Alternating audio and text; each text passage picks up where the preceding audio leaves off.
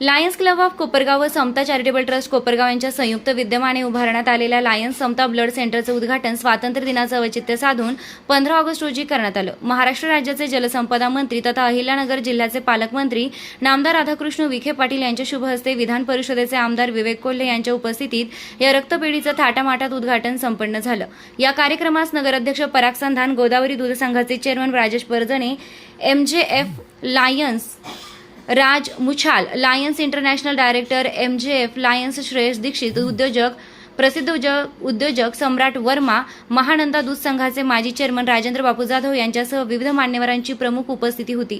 उद्घाटन सोहळ्यानिमित्त लायन्स समता ब्लड सेंटर ते कार्यक्रम स्थळापर्यंत भव्य पायी तिरंगा रॅली काढण्यात आली। या रॅलीमध्ये मान्यवरांसह कोपरगाव शहरातील नागरिक, विविध सामाजिक संस्थांचे पदाधिकारी तसेच शाळकरी विद्यार्थी, विविध राजकीय पक्षांचे पदाधिकारी, कार्यकर्ते मोठ्या संख्येने सहभागी झाले होते। यावेळी उपस्थित प्रमुख मान्यवरांचा आयोजकांच्या वतीने सन्मान करण्यात आला।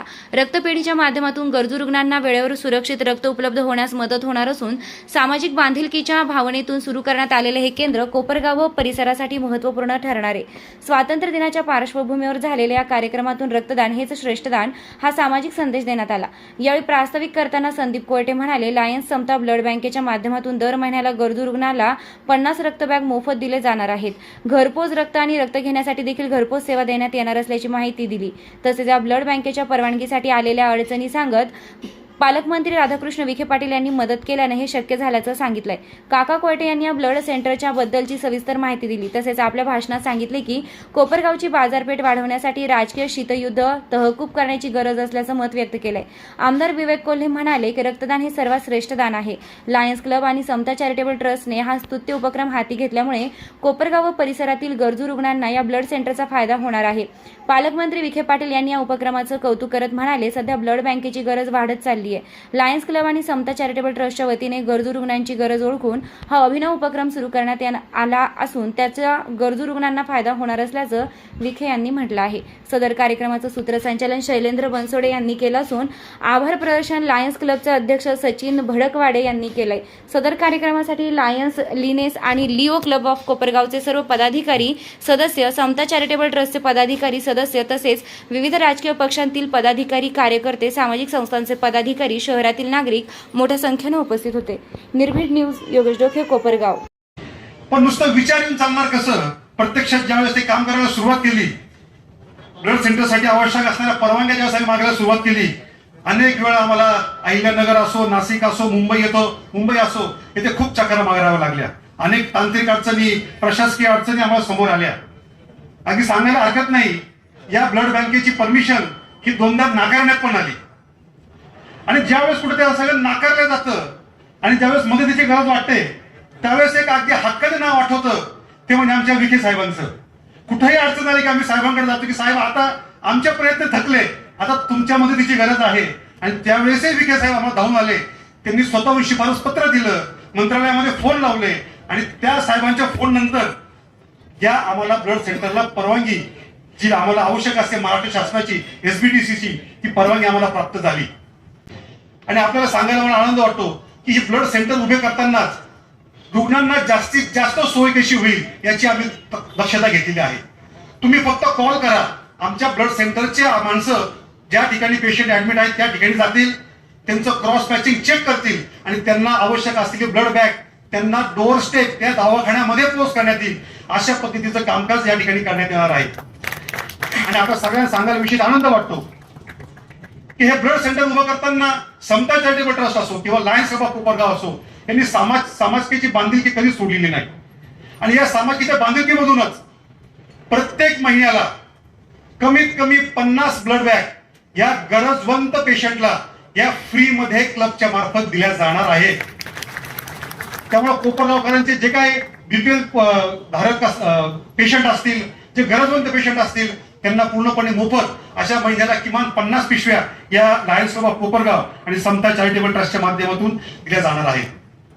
माझी फक्त या निमित्ताने कोपरगावकरांना एकच विनंती आहे की आता आपल्याला जसं आवश्यक होतं तसं ब्लड सेंटर आपल्या या ठिकाणी उभं राहिलेलं आहे। आता गरज आहे तुमच्यासारख्या रक्तदात्यांची। कोपरगावमध्ये आपण मोठ्या प्रमाणात रक्तदान शिबिर कायम घेतच असतो। आता ही आपली कोपरगाव शहरातील स्वतःची हक्काची कोपरगावकरांची रक्तपेढी या ठिकाणी उभी राहिलेली आहे। तर या रक्तपेढीचा आपण सर्वांनी वापर करावा. रक्ताच्या पिशव्या आपल्याला या ठिकाणी मिळणारच आहेत. कुठंही कोणाची अडवणूक जी काय आपण सगळ्यांनी उपभोगलेली आहे यापूर्वी, कोणाची अडवणूक, कोणाची फसवणूक, कोणाचीही लुटमार या ठिकाणी होणार नाही याची ग्वाही लायन्स क्लब ऑफ कोपरगावच्या माध्यमातून मी आपल्या या सर्वांना देतो. कोपरगावचा लायन्स क्लब हा आमच्या कोपरगावचा अभिमान आहे. विशेषतः कोपरगावच्या लायन्स क्लबच्या वतीनं जो एक्सपो भरवला जातो त्या एक्सपोमुळे कोपरगावची बाजारपेठ ही नेहमी वाढत आलेली आहे. आणि आमच्या विखे साहेबांची नेहमी तक्रार असते की कोपरगावची बाजारपेठ वाढत नाही. विशेषतः परागजी संधान या ठिकाणी व्यासपीठावर उपस्थित आहेत. मी त्यांना विनंती करतो, भैयाला विनंती करतो, कोपरगावची बाजारपेठ वाढण्याकरता हे जे काही थोडंसं राजकीय शीतयुद्ध असतं याला साहेब काही दिवस तरी आपल्याला युद्ध तहकुबी म्हणतात. निवडणुका आता 2029 मध्ये होते तेव्हा होती, तोपर्यंत 2-3 वर्षाकरता का होईना एक तहकुबी याला जर देता आली आजच्या आपल्या उपस्थितीमध्ये तर कोपरगावच्या दृष्टीनं हवा बरोबर आहे का?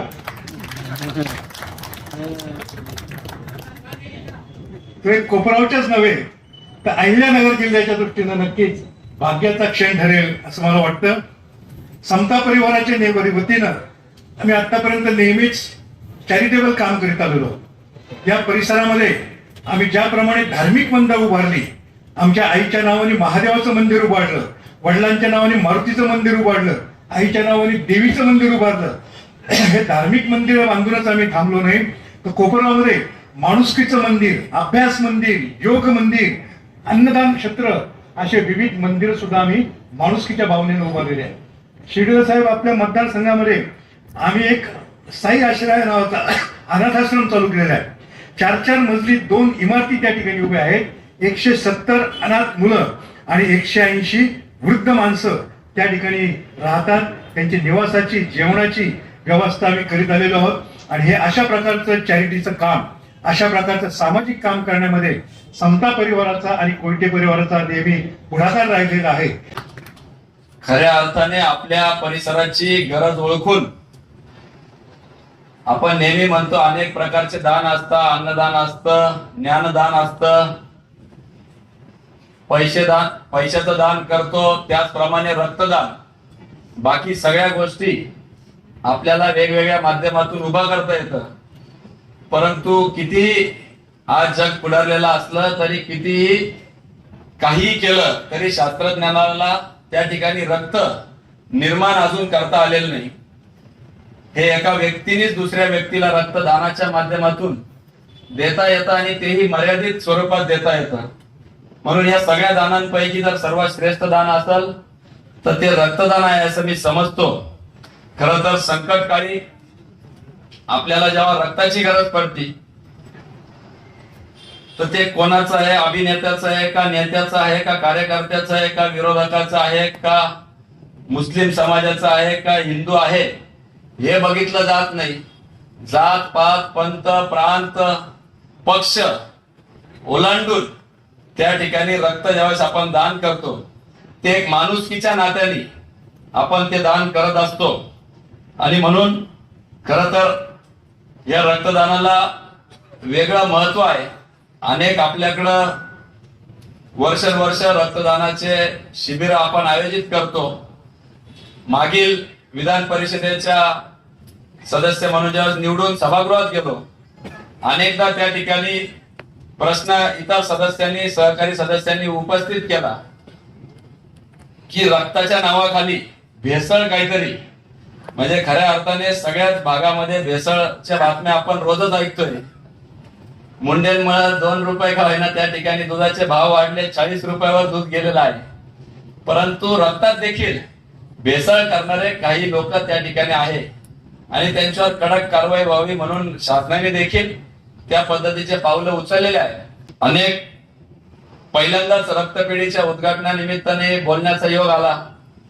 काय बोलावं, कशावर बोलावं, किती बोलावं. रक्ताचे अनेक प्रकार असतात. काही रक्त संघर्षाचं असतं, काही रक्त त्या ठिकाणी वेगवेगळ्या पद्धतीचं असतं. आपण आपसूक बोलून जातो हा फार जिद्दीचा आहे, याचं रक्त जिद्दीचं आहे. त्याच्यामुळं या माध्यमातून एवढंच खरं तर विनंती करतो की रक्तामध्ये इमानदारी असली पाहिजे. रक्तामध्ये बेईमानी नको, धोकेदारी नको. आपल्या रक्तामध्ये कुठलंही, विशेषतः युवा वर्गाला मी आवाहन करतो, कारण की देशबाह्य शक्ती आता या ठिकाणी कार्यरत आहे. स्वातंत्र्य दिन आज आहे, त्याच्यामुळं देशाभिमानाचं रक्त आपल्यामध्ये सळसळलं पाहिजे. कालच तिरंगा रॅली त्या ठिकाणी संभाजीनगरला झाली. आदरणीय नामदार विखे पाटील साहेब देखील त्या ठिकाणी उपस्थित होते. राज्याचे मुख्यमंत्री देवेंद्रजी फडणवीस साहेब होते.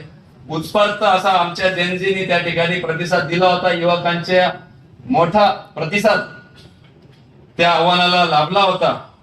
आणि म्हणून युवकांना विशेषतः मी आग्रह करत, खरं तर या आमच्या राज्यकर्त्यांनाही लागू होतं. आज एकीकडे शब्द दिला तर उद्या दुसरीकडे जातो, परंतु एक निष्ठावंत, देशहितासाठी, राष्ट्रप्रेमासाठी, राष्ट्रहितासाठी आपण त्या ठिकाणी एकत्रितरित्या पुढे आलं पाहिजे. निश्चितपणाने आपण आपले मतभेद बाजूला ठेवून राष्ट्र प्रथम मानणारा हा पक्षामध्ये आम्ही अनेक वर्षांपासून काम करतो. त्याच पद्धतीचं कामकाज देखील आपण आपल्या भागामध्ये, आपल्या कोपरगाव नगरीमध्ये केलं पाहिजे. आदरणीय काकांनी तीच अपेक्षा या निमित्ताने व्यक्त केली. खरं तर आशुतोष दादा थोडेसे आजारी असल्यामुळे येऊ शकले नाही. मी लवकरात लवकर ते बरे व्हावं याकरता चिंतित हो. परंतु ज्या ज्या वेळेस कोपरगाव नगरीवर कुठलंही संकट आलं तर आम्ही आमचे राजकीय जोडे बाजूला ठेवून त्या ठिकाणी पुढे सरसावत असतो. मग महापूर असेल किंवा इतर कुठलंही संकट असेल, करोना सारखं संकट असेल, आणि निश्चितपणाने वेगळी ग्वाही द्यायची आवश्यकता नाही. परंतु पुनश्च या व्यासपीठावर मी आपल्याला ग्वाही देतो की पूर्वी आपल्याला एकच आमदार होते, आता 1+1 2 नाही, 1+1 11 झाले पाहिजे. अशा पद्धतीचं काम आम्ही दोघं करून दाखवू, एवढं माझ्या वतीने या निमित्ताने मी आपल्याला ग्वाही देतो. आणि निधी जर कुठं कमी पडला तर माझ्या नंतर आता नामदार साहेब बोलणार आहे, ते आपल्या भाषणातून निश्चितपणाने आपल्याला आश्वासित करतील की कोपरगावला जो काय सेस कमी पडलेला आहे तो साहेब आपण आपल्या डीपीडीसीच्या माध्यमातून, राज्य शासनाच्या माध्यमातून आम्हाला मिळून द्याल, ही आपल्याकडे एक माफक अपेक्षा या निमित्ताने करतो. खरं तर हे राजकीय व्यासपीठ नाही. आज आपण बघितलं तर 4000 पेक्षा अधिक रक्तपिशव्या साठवणुकीची क्षमता असणारं हे ब्लड बँक या ठिकाणी उभी झालेली आहे. अहिल्यानगर जिल्ह्यामध्ये प्रथमच -30 डिग्री तापमानाचे कोल्ड रूम साठवण्यासाठी देखील या ठिकाणी उपलब्धता झालेली आहे. विशेष रक्तदानासाठी अँब्युलन्स देखील, ब्लड डोनेशन अँब्युलन्स उपलब्ध करणार आहे. खरं तर हॉस्पिटलमधून रक्ताचे सॅम्पल घेणे, क्रॉस मॅच करणे आणि आवश्यक रक्तपिशव्या अथवा रक्त घटक हॉस्पिटल पर्यंत पोहोचवण्याची सुविधा देखील या बँकेच्या माध्यमातून, ब्लड बँकेच्या माध्यमातून होणार आहे.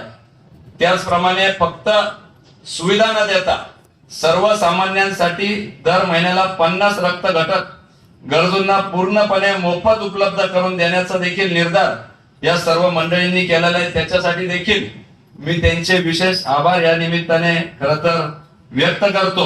अचानक घटना घडतात, अपघात होतात, जवळच्या लोकांना रक्त मिळत नाही आणि केवळ मग रक्तदाते आपल्याला शोधावं लागतात. पण ब्लड बँक जर असेल तर त्या ठिकाणी आपल्या ब्लड ग्रुपचं जे त्या ठिकाणी ब्लड आहे ते मिळतं. काही तर ब्लड ग्रुप दुर्मिळ आहे, फार मिळणं अवघड आहे. आणि त्यासाठी आपल्या सर्वांना धावपळ करावं लागते. दुर्दैवाने कधी कधी रक्त उपलब्ध नाही म्हणून आपल्या जवळचा नातेवाईक सुद्धा दगावतो. आणि म्हणून रक्तदान करणं, पूर्वी लोक त्याला घाबरायचे की रक्तदान केल्यामुळे काही वेगळं काय घडतं का. आता मगाशी मी रक्तदानाच्या ब्लड बँक उद्घाटनाच्या वेळी मला काही 3 रक्तदाते होते. आमच्या आढावानी तर जवळ 17-18 वेळा रक्तदान केलेलं आहे. मला वाटतं ते योगा शिक्षक काय नव्हतं, उत्तम बाईशा, योगा शिक्षक आहेत, ते रक्तदान करत आहेत. हे खरं म्हणजे इन्स्पिरेशन आहे. जर योगा शिक्षक रक्तदान करू शकतो तर आपल्याला काय अडचण आहे. रक्त कोणालाही चालत नाही. शुद्धची तपासणी होते, शुद्ध रक्त पाहिजे. ज्यांना ढाकवण्याची सवय, त्यांचा रक्ताचा काही संबंध राहत नाही. भेसळ रक्त चालत नाही. आपल्या रक्तदानामुळे दुसऱ्याचे आजार वाढू नये याची आपण सगळ्यांनी काळजी घेतली पाहिजे. तर आज आपल्या सगळ्यांच्या समोर सगळ्यात मोठं संकट म्हणजे थॅलेसिमा मायनर्स आहे. थॅलेसिमा मायनर आहे, मेजर आहे. मला भारत सरकारचं अभिनंदन केलं पाहिजे. आता तर सगळ्या रक्तपेढ्यांमध्ये थॅलेसेमियाच्या रुग्णांना अधिक प्राधान्य दिलं पाहिजे अशी सरकारच्या सूचना. आता ऑनलाईन तुम्ही थॅलेसेमियाच्या रुग्णांना रक्त दिलं पाहिजे अशा प्रकारचे आता भारत सरकारचे निर्देश आहेत. दिवसामध्ये आपल्या देशामध्ये थॅलेसेमियाचे रुग्ण वाढत चाललेली एक चिंतेची बाब आहे. बऱ्याच वेळा ते आपल्या लक्षात येत नाही. परंतु विशेष करून ग्रामीण भागामध्ये महिलांमध्ये हा थॅलेसेमियाचा आजार आता अधिक बळावत चाललेला. एकतर या औषधाच्या कीटकनाशकाचा परिणाम ग्रामीण भागातील महिलांमध्ये कर्करोगाचं प्रमाण वाढत चाललं. तर सगळं आपण जे खातो ते औषध बांधलेलंच खातो. आता नैसर्गिक शेती कोणी करतच नाही. फक्त ऑर्गॅनिक फार्मिंग बद्दल सगळे बोलतात. प्रत्येकाने आपल्या पडसामध्ये जरी थोडं नैसर्गिक शेती करण्याचा प्रयत्न केला तरी मला वाटतं आपल्या घरची गरज भागून जाईल. आता पडसाच्या शेती राहिल्या पुढे आता सगळ्या फ्लॅट सिस्टीम झाल्या, बंगले झाले, सगळं आधुनिकीकरण झालेलं आहे. आपल्याकडे सध्या सगळ्या आधुनिकता आपल्याला उपलब्ध झालेल्या आहे. शिवाय खाण्याचे पदार्थ सोडलं तर सगळं उपलब्ध आहे. आणि त्याचं प्रमाण आपल्या शरीरावर किती होतो, आपल्यावर होतो आणि येणाऱ्या पिढीवर सुद्धा होत राहतो. आज दुधाची भेसळ बंद झाल्यामुळे त्याचा उल्लेख बहिणी केला की आज दुधाचे भाव टिकून राहिले. त्याचं मुख्य कारण म्हणजे दुधाची भेसळ था. आता दोनदा दूध घातलं पाहिजे. बहुतेक शेतकरी एकदा दूध घालायचे आणि दूध ते शिळवायचे. आता ताजं दूध यायला लागलं, भेसळ थांबली. भेसळीमुळे किती रोग वाढले. सगळ्यात जास्त भेसळ प्रमाण आपल्या जिल्ह्यामध्ये आणि बीड जिल्ह्यामध्ये होतं. ते आता कमी झालं. आता पनीर बहुतेक मिळायला लागलं. पनीर सुद्धा बंद झालं बऱ्याच ठिकाणी. आता हॉटेल सुद्धा बोर्ड लावतं इथं पनीर मिळत नाही म्हणून. आता पुढे पनीर सुद्धा भाजी नव्हती कोणत्या हॉटेलमध्ये. पनीर भुर्जी काय दुसरं कोणतं पनीर, आमको पनीर, तमका पनीर. अनलॉग पद्धतीने निर्माण काही पनीरची निर्मिती आता बंद झाली. त्यामुळे शेतकऱ्याला ते चांगले दिवस झालेले आहे. तर दुधाचा खप वाढलाय त्यामुळे शेतकऱ्याला चांगले भाव मिळतील. पण त्यापेक्षाही नागरिकांना अतिशय शुद्ध आणि निरोगी दूध मिळालं आहे ही त्याची सगळ्यात महत्वाची बाब आहे.